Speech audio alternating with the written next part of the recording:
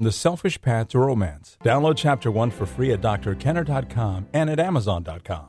You ever feel like, oh, you know something, I don't think I'll succeed in this project. I've worked so hard and I just feel like, it's one step forward, two steps backwards, or maybe I'll never succeed. Maybe it's just me. Here's the question from Brad.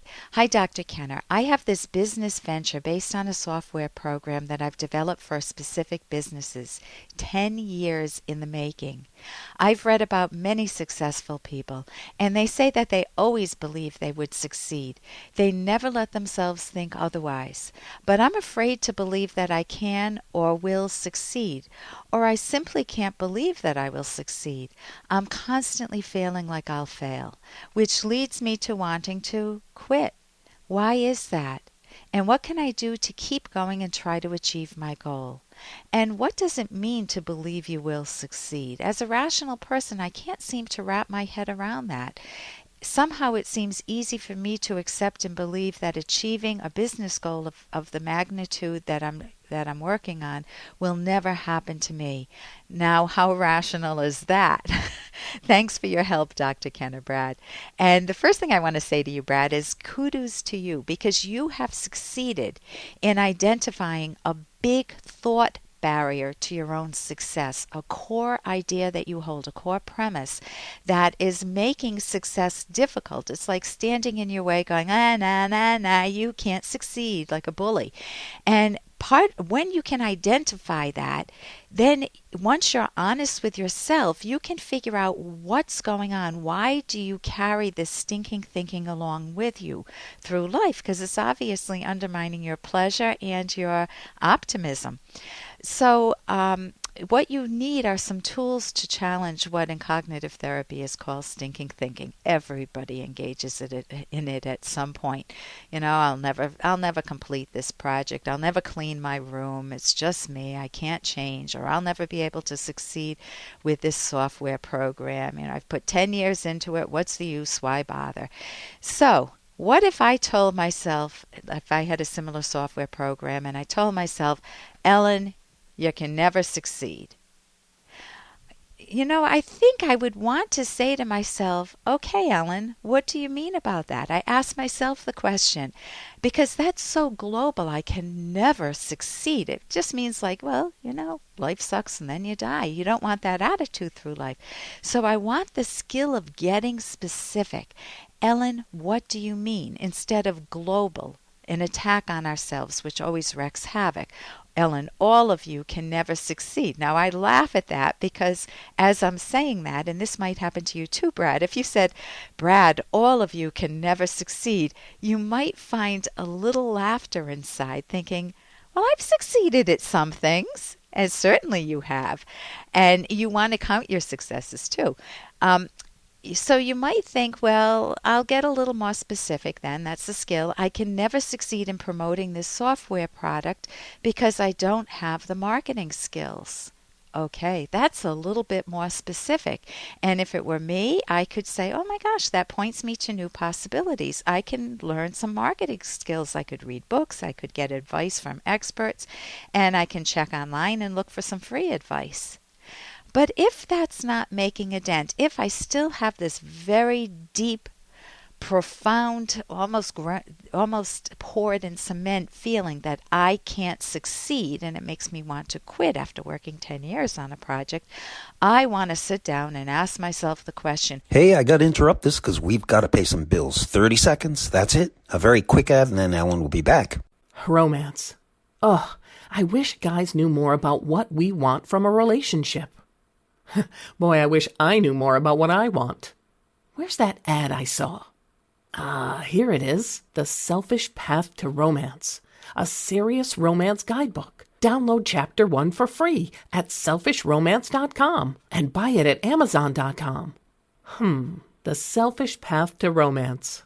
That is interesting. If I still have this very deep, profound, almost poured in cement feeling that I can't succeed and it makes me want to quit after working 10 years on a project, I want to sit down and ask myself the question, who is in the room?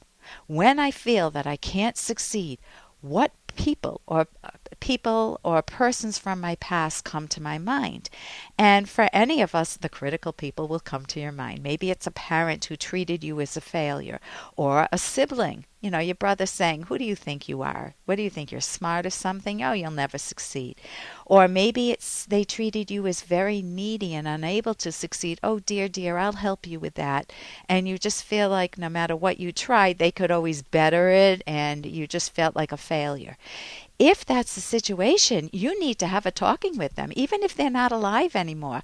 You can put them in, you can do this in therapy. I did this in therapy many times with my clients, but you can have use the empty chair technique. Put that parent or sibling, or maybe it was a bully in school who told you could never succeed, and say, what's up with that? Of course I can succeed. Here's what I've done. And you start naming the things. And besides, I don't have to listen to you anymore. So you need methods to challenge a wrong premise that you're holding. And there are wonderful cognitive therapy techniques. And I will recommend a book in a moment. The second question you can ask yourself is, what situation does this bring to mind? Because when you work really hard for something only to have it fall through, you can be left with a very profound feeling of, oh, what's the use? And it tells you not to expect success. So let's say that I worked really hard to get into the college of my choice and I got rejected. It would have been, and I got rejected the first year. It could have been very easy for me to throw up my hands and say, what's the use, why bother, and I'm not going to try for anything great anymore. I put so much time and effort into that, why bother, what's the use? Instead, I went on a different thought path, and I told myself, Ellen, what do you need to learn? And I called the college and asked them what I was missing that would give me a better chance the following year. And they told me, well, you need clinical experience. I didn't know you needed that before you went to graduate school. So I got clinical experience in the following year, and lo and behold, I got into grad school that next year. So it could be the pain of not getting into the college of your choice, or not getting a job you wanted. Or I can remember trying out for a play as a kid and being used as a backstage hand, so I concluded I could never act. Those are painful experiences, and many times we try to protect ourselves from not experiencing that pain again. You want to have empathy for yourself, though. You want to be your own best friend. And the book that I want to recommend that will help you reframe and challenge these old premises and adopt healthier ones is Mind Over Mood. And you can go to my website, drkenner.com, drkenner.com. I've got that book and many other books there that I highly recommend. Lastly, you want to count your successes, Brad. You developed a software program for over 10 years. Look at the traits. That's perseverance, stick-to-itiveness, longer-range thinking, all qualities that make for success. So you want to really focus on your strengths, write them down, bring them to mind, and make them much more important than these voices from the past. And here's a little more from Dr. Kenner. Come on in and try not to ruin everything by being you. Maybe we could live without the wisecracks. And that's from As Good as It Gets. Are you dealing with someone who's sarcastic in your life? How do you deal with them? If they come in and say, so you think you're so smart, do you? Or, oh, that looks great on you. And you can hear this, you can feel the sneer that they're sending you. How do you cope with that? One of the ways you can do that is to actually identify, that sounds sarcastic. Is something bothering you? Or what's on your mind? That sometimes you're so nice and it just sounds like something's a little off today. You can inquire. You can put the spotlight not on yourself, but on their sarcasm. And sometimes they'll say, yeah, I'm really upset. I had a bad day at work and I'm taking it out on you. Sorry about that. Sometimes they just continue with the sarcasm. You think you're a smart aleck, huh? And you say, I find this unpleasant. When you want to talk sometime or tell me what's really on your mind, let's chat. And now is not a good time for either of us. And in that way, you're very self-respecting. For more Dr. Kenner podcast, go to drkenner.com and please listen to this ad. Here's an excerpt from The Selfish Path to Romance by Drs. Kenner and Locke.